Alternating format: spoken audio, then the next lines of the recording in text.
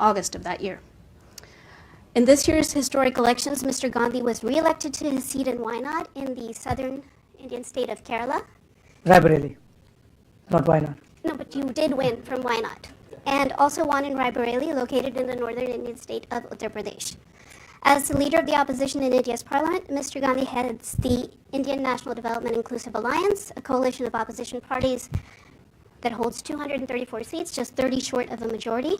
He's a vocal critic of Indian Prime Minister Narendra Modi. Mr. Gandhi entered politics in 2004 and has been a key figure in India's political landscape.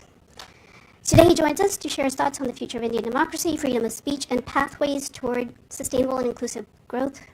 Please join me in giving a warm National Press Club welcome to Mr. Rahul Gandhi. Thank you.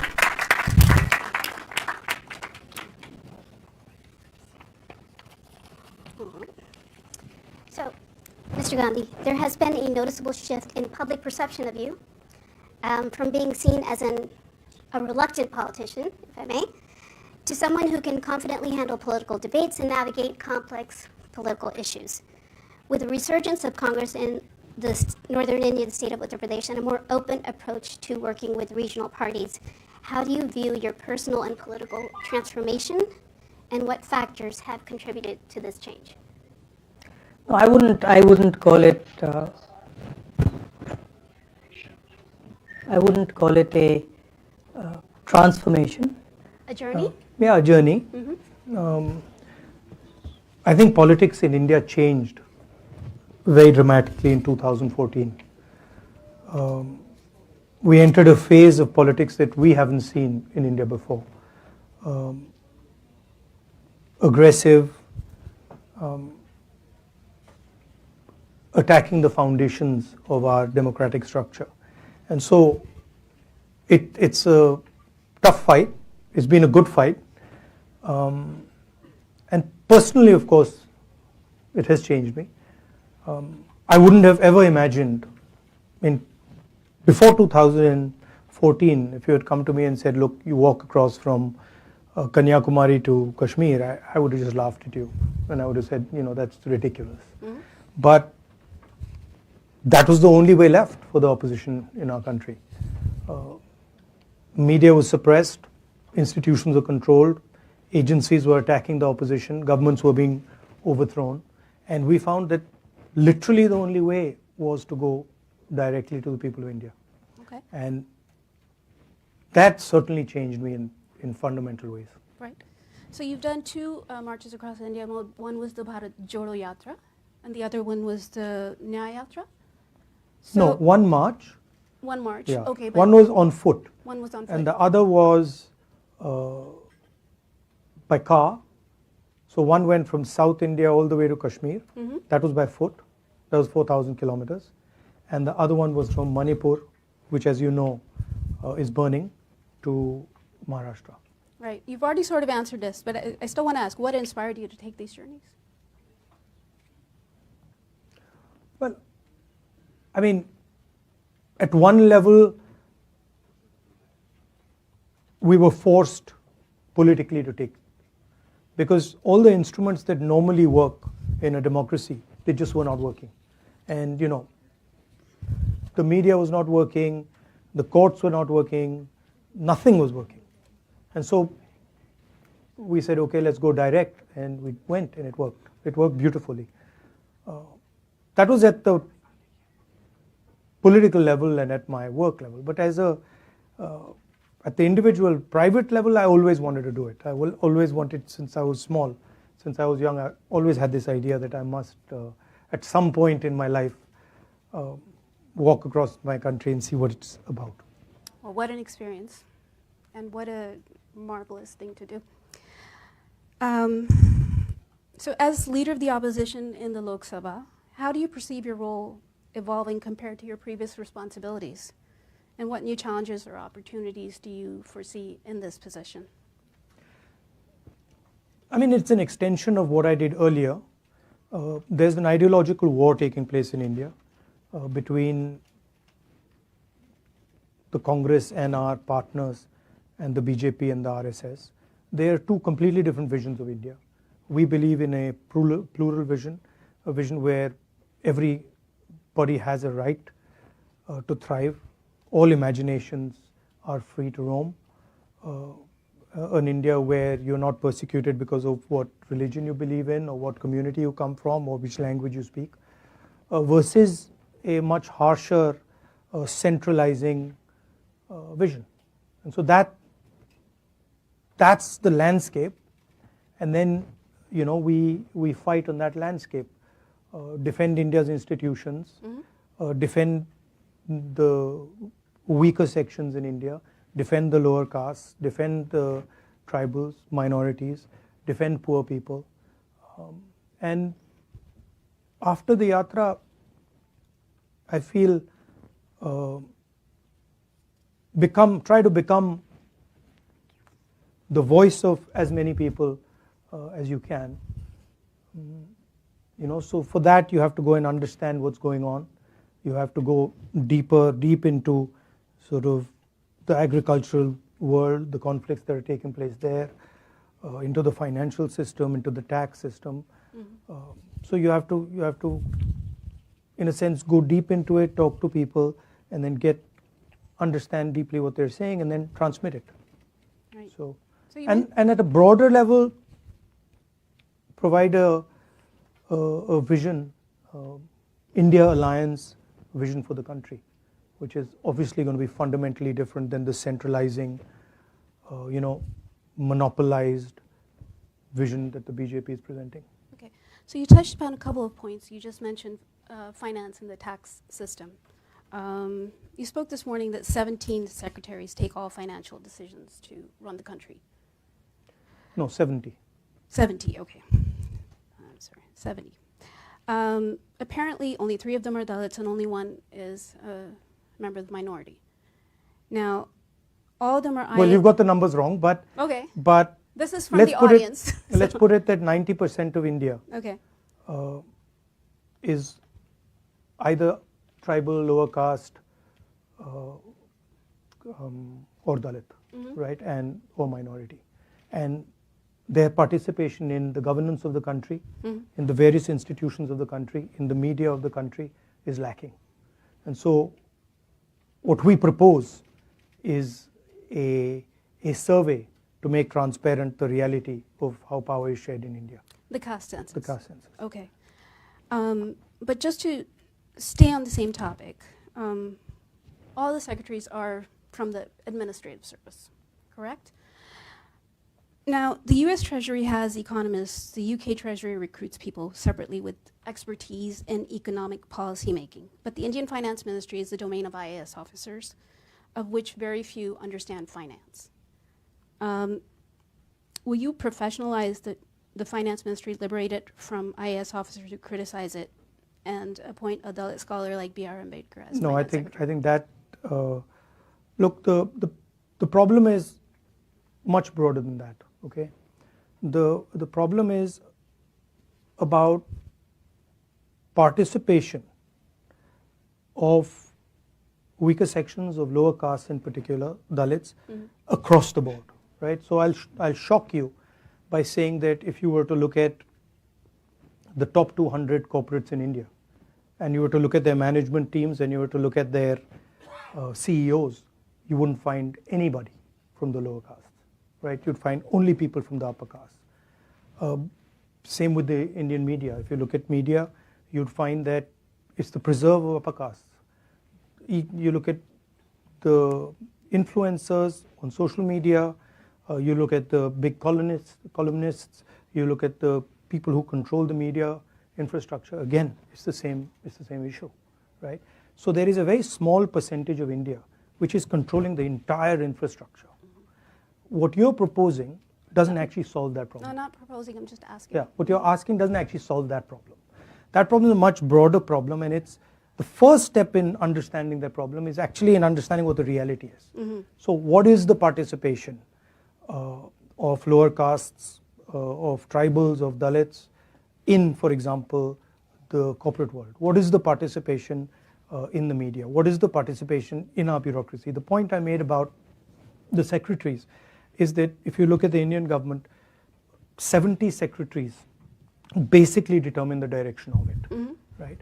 And and I made this point again and again in the election, that 90% of India doesn't have representation among those people. Okay, Right. just as a follow-up,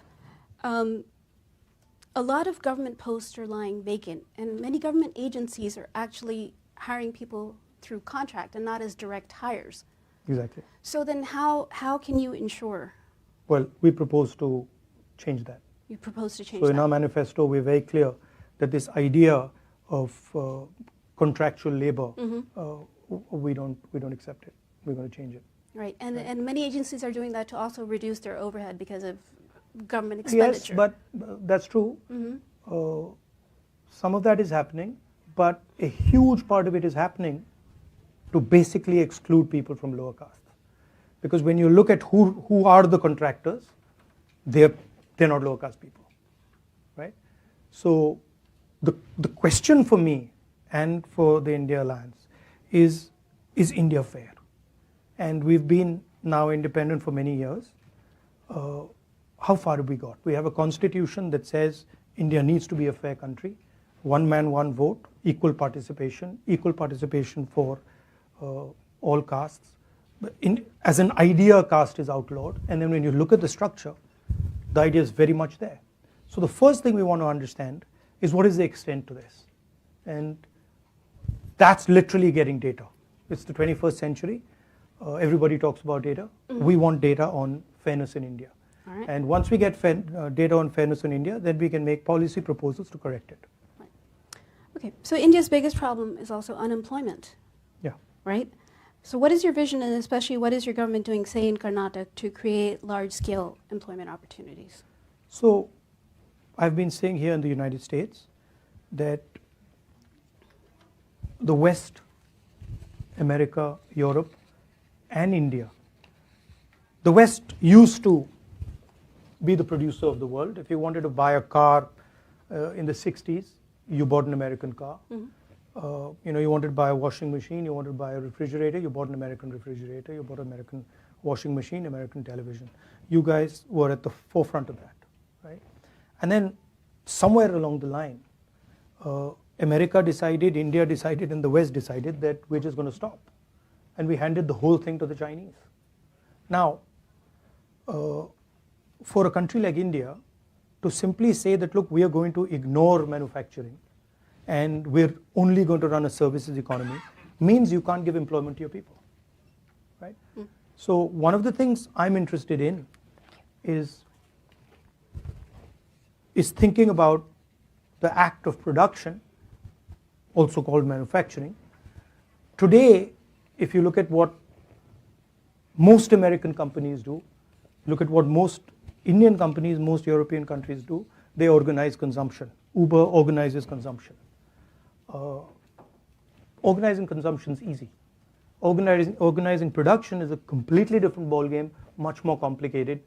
You have to deal with things when you organize production that you simply don't have to deal with when you organize consumption. So to me, there's a huge opportunity for India and the United States to regain that ability to produce, right? And we don't want to do it like the Chinese are doing it. We don't want to do it in an environment which is non-democratic, which is not liberal. So the real question for the 21st century, the Chinese have placed a production vision on the table. It's a non-democratic production vision. Can the United States and India answer that by placing a vision for production in a democratic, free society? Okay. And I think that's where a lot of answers lie. All right. Now, to complete,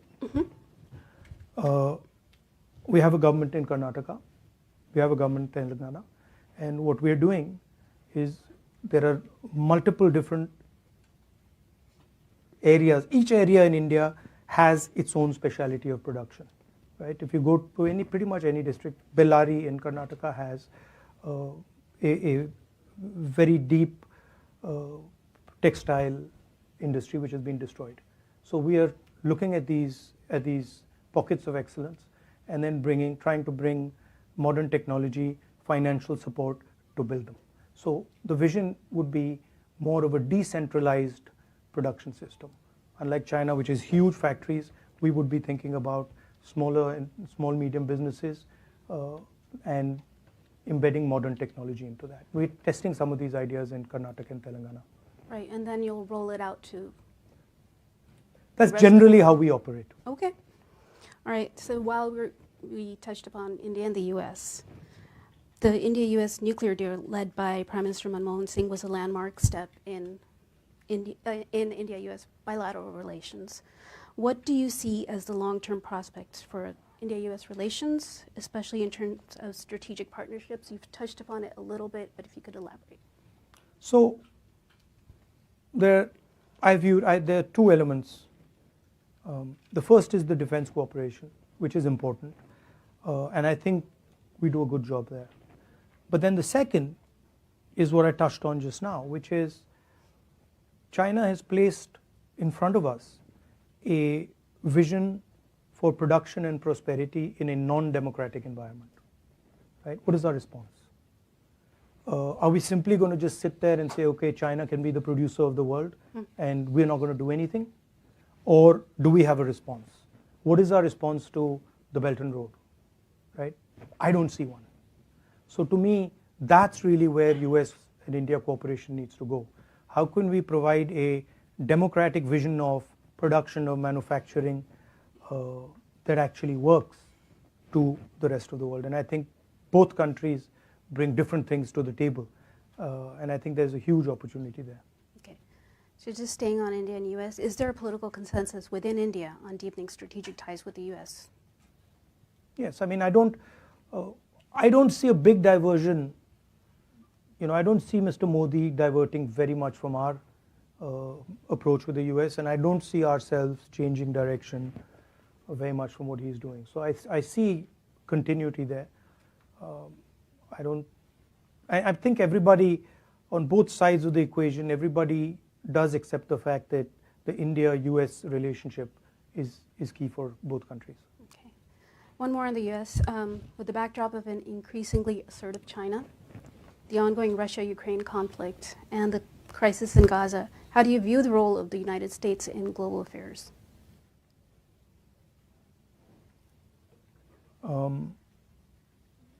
I think you're a very powerful democracy. You believe in certain ideas on freedom, on democratic participation, and I think that's important for the world. I don't like a world where democracy were to disappear, were to weaken, right?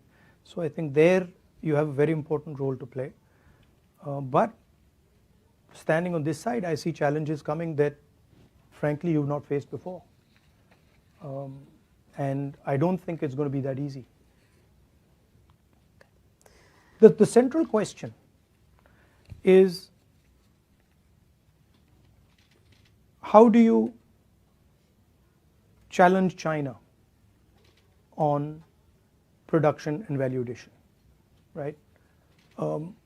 China's strength comes from that. Yes, China has a strong military, but the military strength comes from that ability to produce. It comes from Americans buying Chinese product. It comes from Indians buying Chinese product. And what are you going to do about it? Because we can't carry on this trajectory. Certainly I can talk for India. We simply cannot go forward without building a manufacturing base, without involving large numbers of our people, creating jobs for them. So for us, it's, we're not a Singapore where we can say, now we'll do services and everything would be fine. We can't do it. We have over 1 billion people, and we have to give them an answer. And that answer can only come from production. Okay. One on national security. With India facing complex security challenges, particularly along its external borders, with 2 hostile nuclear-armed neighbors, as seen in incidents like Galwan in 2020, what's your perspective on ensuring a comprehensive national security policy? How should India navigate this volatile geopolitical environment? And you've spoken about very carefully. You've spoken about the Ladakh border without before. making too many mistakes. No, I think, look, the world is changing. There's a huge increase in China's power. China is our neighbor. We have a relationship with the United States. So we are right in the middle of all this geopolitical change. And so we have to have a long-term vision, strategic vision, and it shouldn't be one tactical move after another tactical move. It should be, okay, this is how we're thinking about it for the long term. This is the basic foundation, and we're going to walk on this path. I think the central elements of that, from our perspective, have to be the democratic idea. Have to be the central ideas that our freedom fighters, and Mahatma Gandhi and others fought for, which is peace, non-violence, cooperation, harmony. All right, but it's difficult to do with an aggressive neighbor. Yeah, but India's pretty smart at doing these type of things. I mean, we can maneuver. I'm confident about that. But it's important that to do this properly, you have to have a very good sense of who you are and what your own nature is. Right. And that's where I don't agree with the current dispensation. When you imagine yourself to be something you're not, that's when the problems come, right? India is a very plural country. India is an open country. India is not one idea. India is multiple ideas. And when you imagine yourself to be something you're not, that's when all your strategic problems start. Okay. So I've just gotten a bunch. I mean, we are weakening our biggest asset, right? Our biggest strategic asset, India's biggest strategic asset, which is our democracy, which is just not India's asset, it is the world's asset, because it's so big, it's a global public good.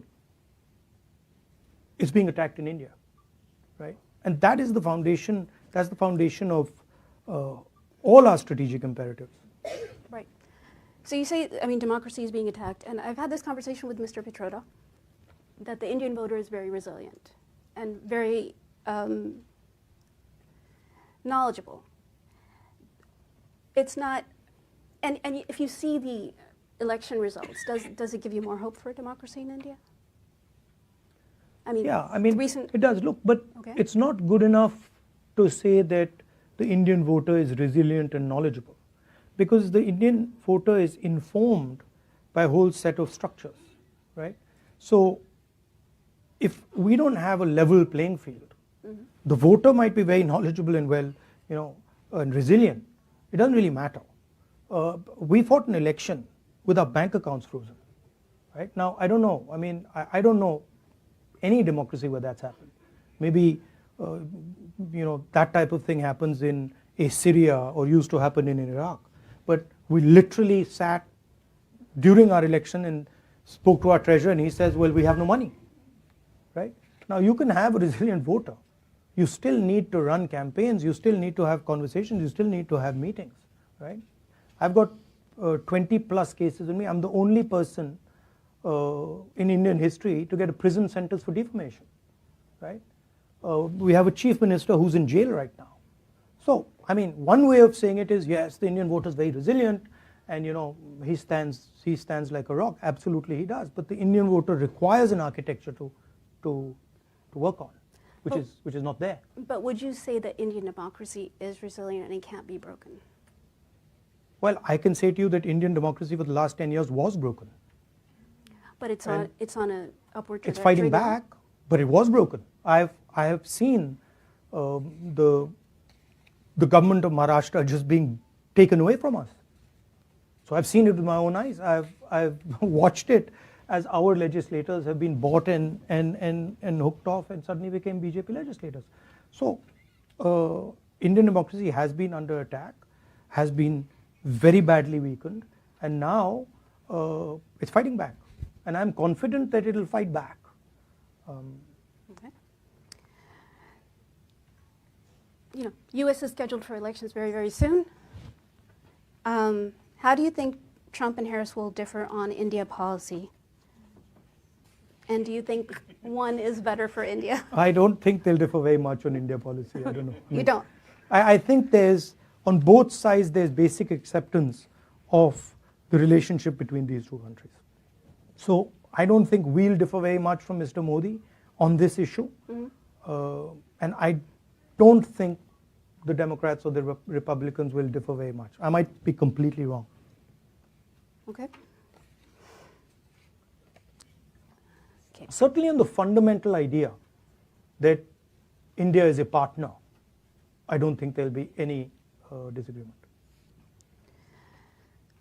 Another one from the audience. Does the Congress Party believe that the caste census is the antidote to the BJP RSS Hindutva politics? And is the Congress acknowledging the way forward is a revival of the Mandal Kamandal discourse? No, I don't think we see it as anything to do with the BJP's policies.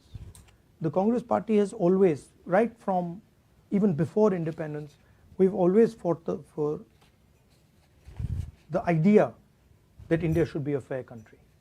The idea that all India's citizens should be treated the same way. And so we feel very strongly that there is a very, very deep problem of participation. And we're going to address that problem. I don't see it as a Mandal versus Kamandal issue. And what we're saying is different than the idea of only reservations.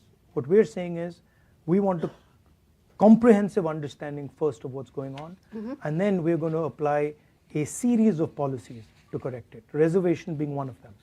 Right. We've also said that we're going to, somebody misquoted me yesterday saying that I'm against reservations. I've been saying again and again and again, we're going to increase reservations beyond 50%, and I'm not against reservations. But do you think they should be economic based? Our caste is a central issue in India. It's a fundamental issue in India. So the question, look, I don't think the idea of untouchability exists anywhere else, right? Untouchability is way beyond an economic idea. It is, you simply cannot be touched, right? So I don't think it's only an economic idea. I think it's discrimination on many, many, many different axes. Okay. So your grandmother, Indira Gandhi, was instrumental in the liberation of Bangladesh, and the Manmohan Singh government also had good relations with former Prime Minister Sheikh Hasina. What's your perspective on the newly formed interim government in Bangladesh, and how do you see India's relationship with Bangladesh evolving? Do you think it should be party-oriented or people-oriented? I mean, we have a old relationship with the people of Bangladesh, and you're right. My grandmother was deeply involved with the creation of Bangladesh. I think there are concerns in India about extremist elements in Bangladesh, and we share some of those concerns. However, I'm confident that things will stabilize in Bangladesh and that we would be able to have a relationship with the current government or any other government after that. So in your meetings on Capitol Hill with lawmakers, was Bangladesh a focus of your discussions, particularly the attacks on minorities? We raised it, and they also spoke to us. Look, we are against any type of violence, and we want it to stop. And it's the responsibility, frankly, of the Bangladeshi government to stop it as soon as possible. And from our side, it's the responsibility of our government to put pressure so that violence stops. Some observers say the U.S. should exert more pressure on Prime Minister Modi, but others say external pressure makes little difference. What is your view, and what do you think the U.S. posture should be toward India today? Pressure on what? on Mr. Modi? About what? About whatever the criticisms are against What are they? You know better. No, I'm asking. I don't. What are the criticisms?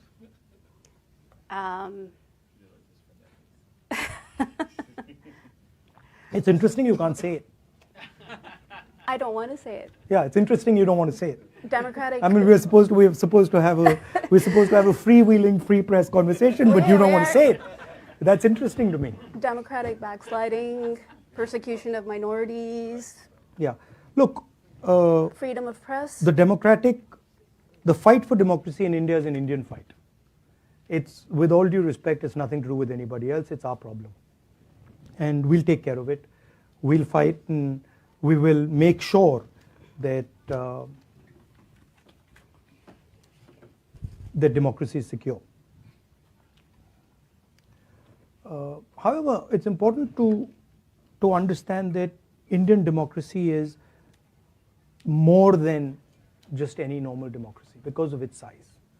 And if you're talking about a democratic vision of the world, then Indian democracy has a large space in that vision. So I think it's important that the world sees Indian democracy as an asset, not just for India but for the rest of the world. Advising the United States on how they should deal with Mr. Modi is not my preserve. It's not my space. All right. Yeah. Okay. So how do you see relations with Pakistan? Is the Kashmir issue holding the two nuclear nations back? No, Pakistan's instigation of terrorism in our country is holding the two countries back. We are not going to accept Pakistan carrying out terror acts in our country. We're just not going to accept it. Okay. And until they keep doing that, there's going to be problems between us. Okay.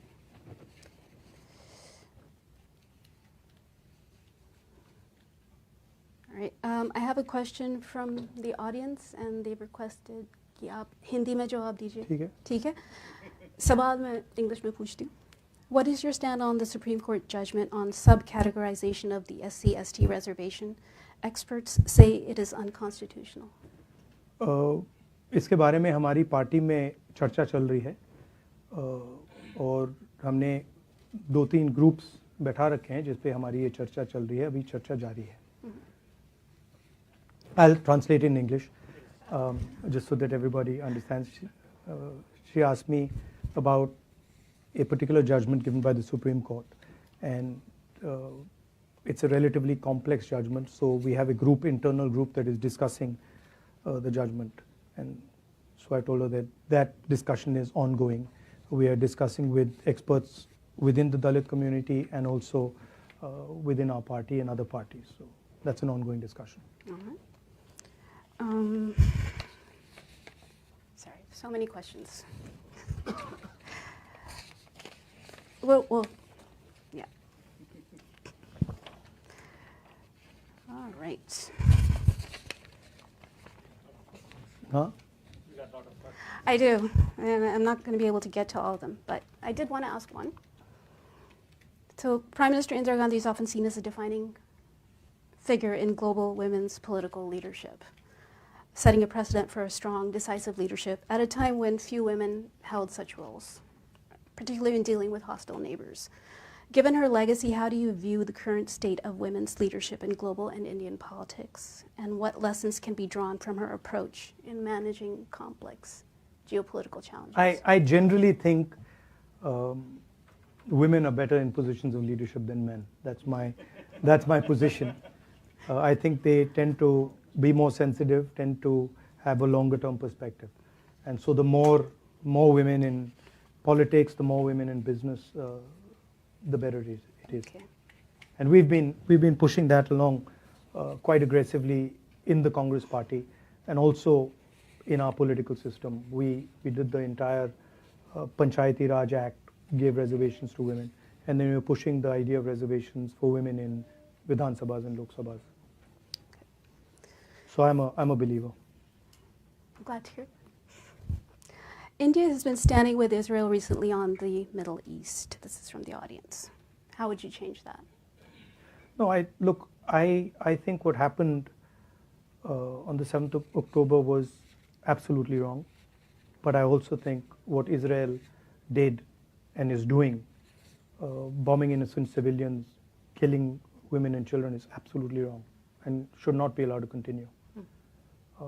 I'm against violence of any kind, and certainly the scale of violence that Israel is deploying, the way it's deploying that violence, I don't agree with it. Do you think under Modi... And I actually think it's harming Israel. It's harming Israel more than it's helping them. Do you think under Modi that India has managed the US-China competition well? Well, if you call having Chinese troops in 4,000 square kilometers of our territory handling something well, then maybe. We've got Chinese troops occupying land the size of Delhi in Ladakh. I think that's a disaster. Media doesn't like to write about it. How would America react if, a neighbor occupied 4,000 square kilometers of your territory? Would any president be able to get away with saying that he's handled that well?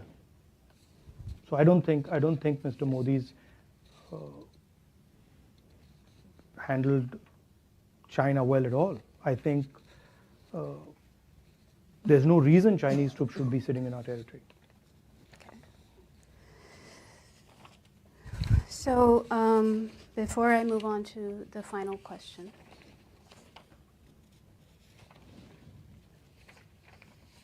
I did want to take a moment. I'm sorry. I have a lot of paper with me. All right. I wanted to take a moment just to thank our headliners, co-chairs, Donna Lanwin-Leger, Lori Russo, and Jed Judson. Also our tireless program manager, Cecily Scott Martin, and our executive director, Didi Saji, for putting this event together. And it's now my honor to present you with your second National Press Club mug. So you have I was wondering what that was. So you have a matching set I've now. got two now. You've got a matching set, right? Okay. So, all right. So they say pilots have a distant vision. They're sitting in ones. They're navigating towards a distant destination, right? Now, your father, Prime Minister Rajiv Gandhi, had the foresight to introduce computers in India at a time when many doubted its relevance in a country grappling with poverty. But it became a including, by the way, Mr. Vajpayee, the Prime Minister. Yet it became a transformative leap for the nation. And India today is an IT powerhouse and a leading provider of IT services to the world because of Rajiv Gandhi's foresight, right? So you also have a pilot's license, right? Yeah. Okay. As a trained pilot with a visionary outlook. I got in the United States.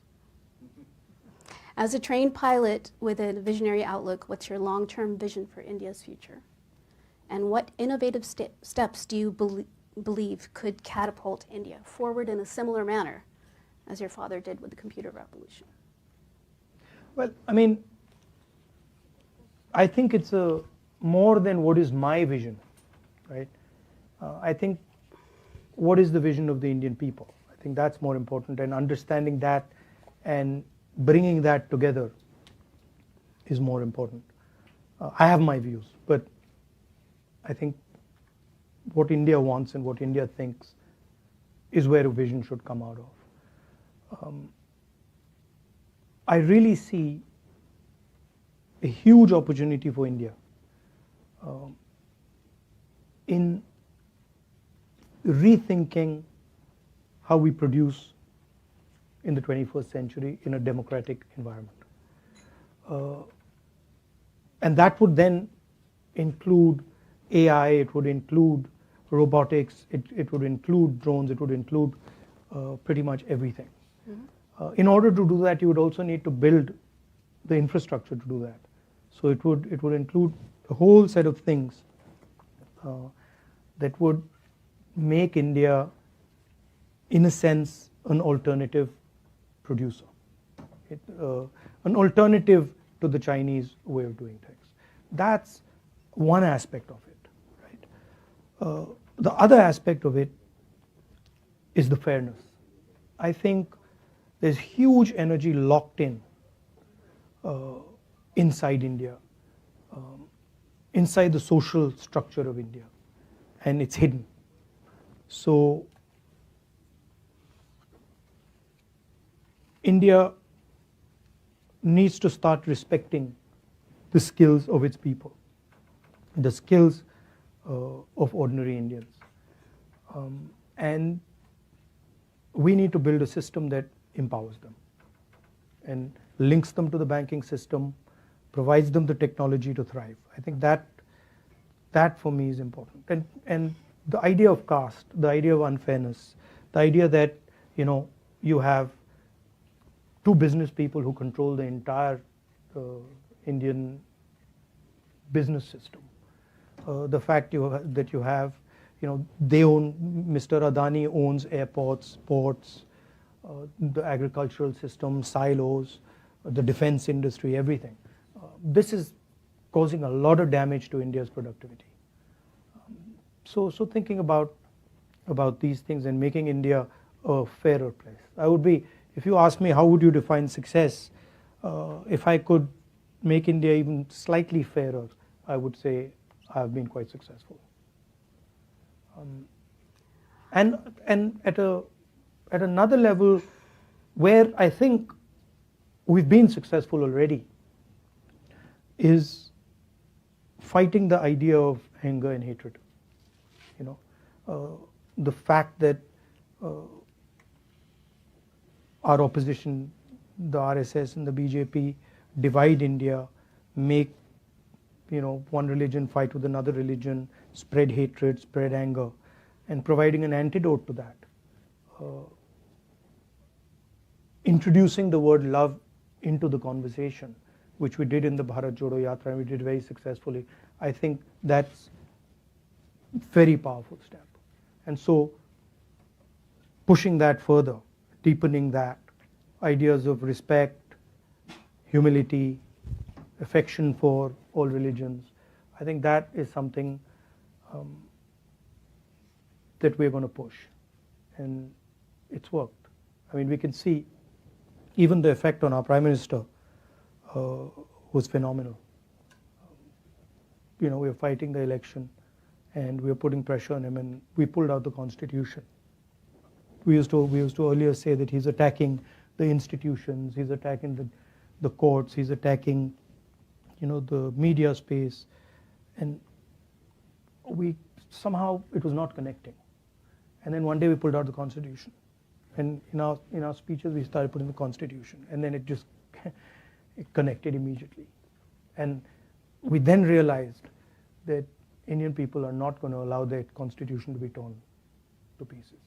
And it was quite a beautiful thing, because as we went forward in this election, suddenly we were watching the Prime Minister and we could see that the pressure was beginning to tell. And then at some point he just said, I'm non-biological. I talk directly to God. And so the illusion was broken in a sense. Here's the Prime Minister of a modern country in the 21st century telling people that I speak to God. I'm different than everybody else. You are biological people. I'm a non-biological person, and I have a direct link to God. And that for us was game over. We knew that we had defeated the Prime Minister, right? And then the beautiful thing was, the first thing he did when he walked in to the Lok Sabha, and he was sworn in, he took the Constitution of India and he placed it in his head. So it was an interesting paradox. On one hand, he's destroying the Constitution, he's attacking the democratic structure, and then the Indian people have forced him to put it in his head. So that's India for you. That's Indian democracy for you. Yeah. Right. Well, Thank you. Mr. Gandhi, it's been a pleasure. Pandit Jawaharlal Nehru spoke at the press club, late Indira Gandhi and Rajiv Gandhi, and you've spoken here twice. Yeah. So thank you. Always Thank a pleasure you. to have you Thank here. you. Thank you very much.